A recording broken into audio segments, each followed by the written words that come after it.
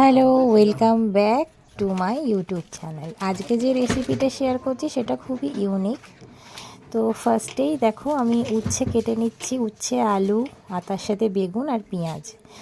আমি একটা উচ্ছে চচ্চড়ি করব, কিন্তু সেটা করব আজকে মাছের তেল দিয়ে। প্রথমেই সর্ষের তেলে পাঁচফোড়ন দিয়ে নিয়েছি, তার সাথে পেঁয়াজগুলো হালকা ভেজে নিয়ে দিয়ে দেবো মাছের তেলটা।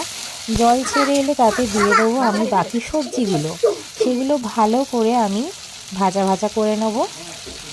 এইবার তাতে আমি মশলা দিয়ে দেবো হচ্ছে হলুদ গুঁড়ো, নুন আর একটু লঙ্কা গুঁড়ো কালারিংয়ের জন্য, আর কাঁচা লঙ্কা দুখানা দিয়েছি।